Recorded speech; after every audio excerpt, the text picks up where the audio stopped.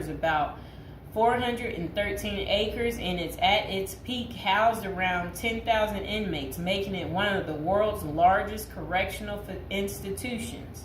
A diverse inmate population is held inside Rikers, and most prisoners are there temporarily awaiting trial, serving short sentences, or awaiting transfers to other facilities.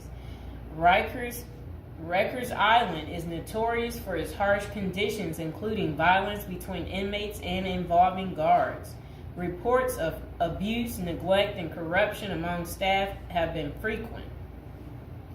The treatment of inmates with mental health issues has been a particular concern, with critics arguing that the facility is ill-equipped to handle such cases appropriately.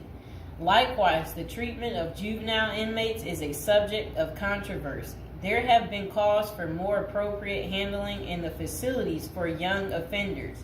Numerous lawsuits and human rights investigations have targeted the conditions at Rikers Island, often focusing on issues like solitary confinement, the use of force by guards, and the prolonged detention of inmates awaiting trial.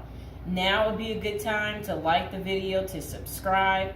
And are you guys enjoying the prison series? Do you like hearing about all the different prisons, learning with me together? If so, go ahead and comment below. So, when visiting Rikers, journalists and prison reforms discovered temporary holding cells described as covered with rotten food, urine and feces and blood. Inmates were using plastic sheets for blankets and cardboard boxes for beds.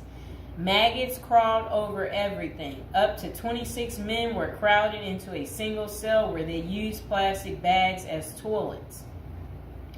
Prisoners kept in holding cells, which should be used for only 24 hours or less, often stayed there for more than a week awaiting transfer. In that time, food and medical services were not routinely provided. Now let's hear that paragraph again, just a small bit of it.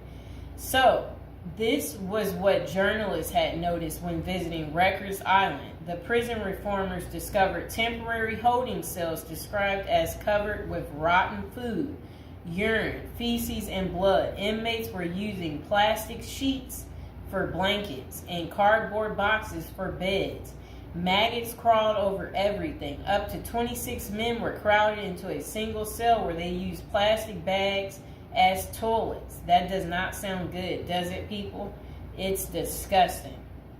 So over the years, there have been various attempts to reform Rikers Island, focusing on improving conditions, reducing violence, and providing better mental health care. Amid mounting pressure, activists and political leaders have urged the city to close Rikers Island. In 2019, the New York City Council voted to close the jail completely by 2026, intending to replace it